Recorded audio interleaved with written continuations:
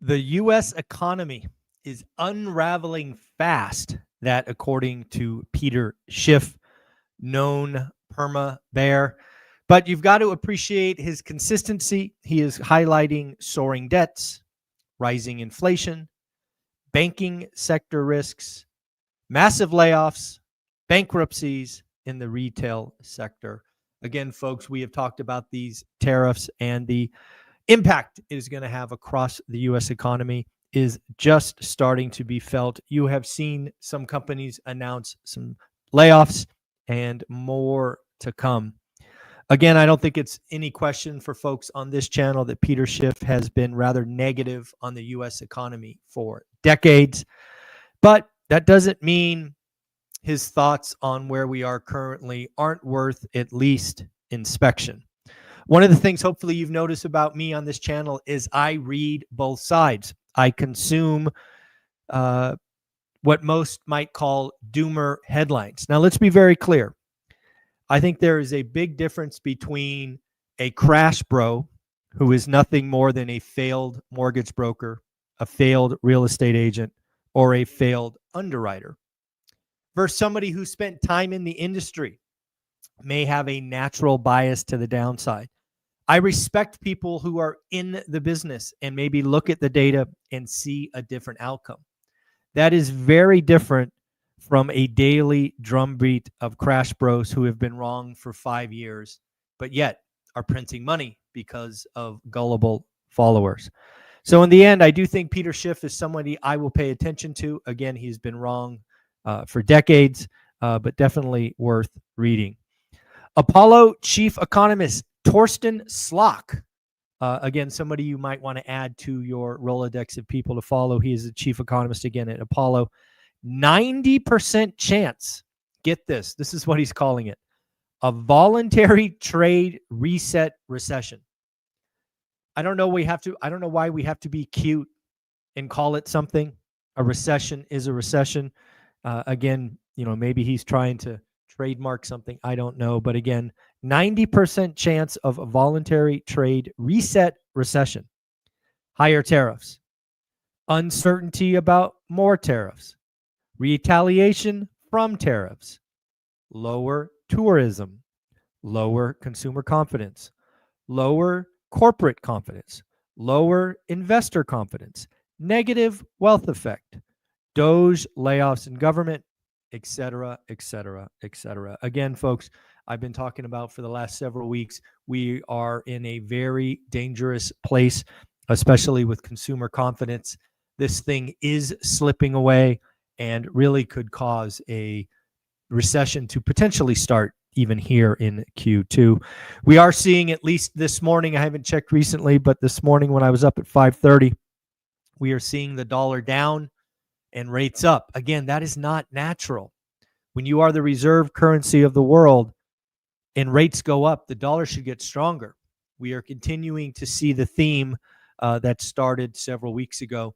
Is this just foreign entities reallocation? Is it flight to quality? I don't know, but it's definitely something we need to look at.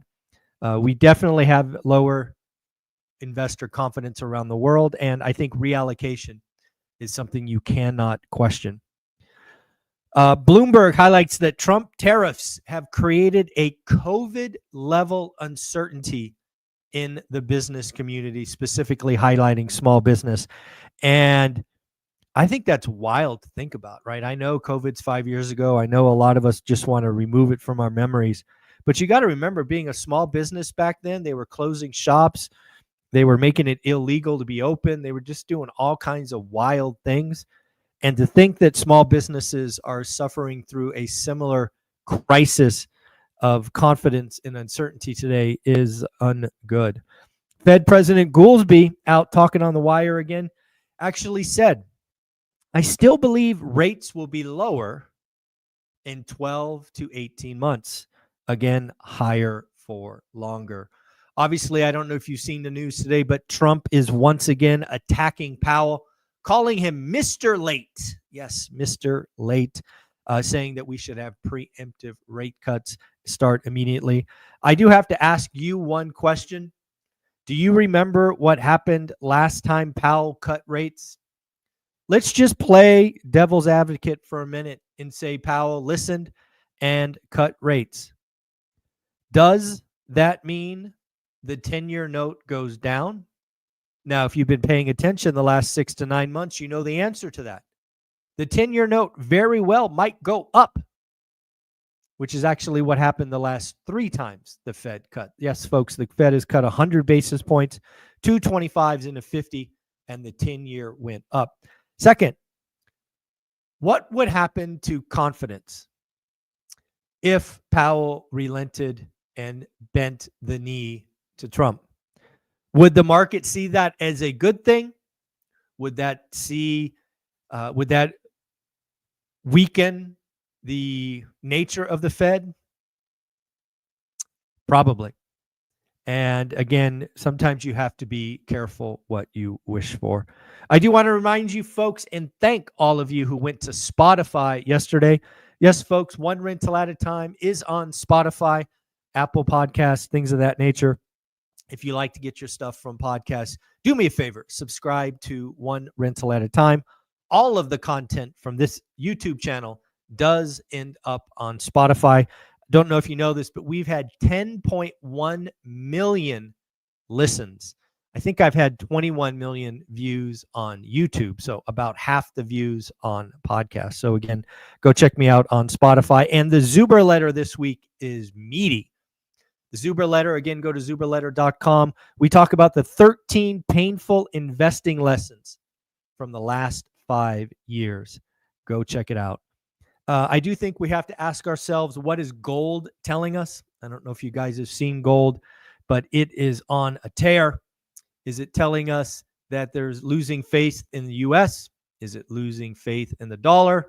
Is this just a worldwide reallocation? I don't know. But gold and frankly, Bitcoin, I don't know if you've seen Bitcoin the last couple of days, are really starting to act differently. And of course, treasuries are being sold by someone. Again, prices down, rates up. Seems to be the trend here recently. We do have some talk of housing prices. We've got Mark Zandi. Again, this is on the back of Zillow. Remember, Zillow last week went negative. Yes, Zillow basically calling for negative 2%. I think it was negative 1.7, but let's round to 2. Mark Zandi also cut his price forecast. He's now at 1.8. That will be the lowest since 2011. Mark Fleming cut his price target down to 2%. Chen Zhao, chief economist at Redfin, says prices could fall slightly year over year, less than 1%. Again, home buyers today are in a very weak position. They are expecting wages to go down. That's not good. They are expecting higher unemployment. That too is not good. And finally, the negative vibes on the economy are really spiking. Folks, this is demand destruction. As I've tried to help you understand and educate you a little bit, we may see a slight bump in inflation in, say, May or June, given the base effect and the initial impact of tariffs. But I think what we are very quickly going to see, call it August, September, October, is a real risk of deflation. I'm not talking disinflation. I am talking deflation. Consumers have the ability to sit on their wallets and simply not participate. And again, if you think about consumers, investors, business owners, we talk about the highest level of uncertainty since COVID. I don't know a lot of people going out and making significant decisions. I do want to thank everybody for joining school yesterday. I know it was Easter. We did do a live. I posted it already in school. We talked for almost an hour. I will also be going live next Sunday inside school. I'm going to try to go live every Sunday. So let's say there's 52 Sundays in the year. I expect to go live 45 times or so. 8 a.m. It's my allocated time for school. I want to make sure you get in there, make sure you get a lot of value. You can get 4 hours of my time every month. And I just want you to understand that the year of the investor is here. If you want to talk deals, you want to talk what to do, I'm there for you. Join school, 67 cents a day. Talk to me 4 times a month. Most months, get some masterminds and education.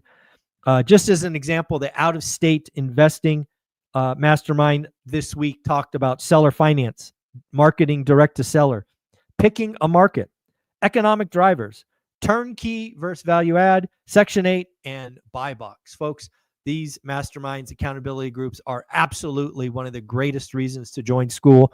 You have 6 to choose from. And again, find the one that fits your schedule, fits your topic, and you will enjoy that.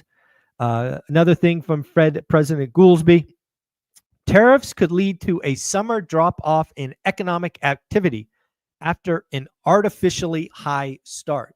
This is exactly, again, something I'm trying to help you understand and help you get educated on. We will likely have a bump at the end of Q1 because consumers and, more importantly, businesses stocked inventory, right? Consumers bought cars and, big purchases, but businesses were stocking inventory en masse to get ahead of the tariffs. That will artificially make Q1 look good. Q1 GDP will look good based on this statement from Fed President Goolsby. However, there is a cost. Anytime you pull forward demand or supply, you will create an unnatural air pocket. That air pocket will lead to a weaker Q2. It could be the thing that kicks off deflation as companies realize they're not selling what they have, so they have to cut prices. This could get ugly. Don't know if you know this about gold, but apparently gold is up 100% since 2020. Think about that. And the S&P 500 is only up 86%. Actually, it's not quite that much because I think it's down today. These numbers were from yesterday. So again, pretty interesting to see gold outperform the S&P 500. Folks, at the end of the day, I hope you have an amazing day. Let's congratulate somebody for getting their deal. Jim, as I promised in school yesterday, Jim, I'll be sending out your golden ticket so you can go ahead and get that and use it to your heart's content. Folks, I hope you have an amazing day. Like, subscribe, comment. Never forget that 2025 is the year of the investor. More supply, less demand, more motivated sellers. It's your job to get creative, learn creative financing, join school, get in the communities that are helping. I hope to see you there. And of course, remember, we will go live 8 a.m. Pacific on Sunday.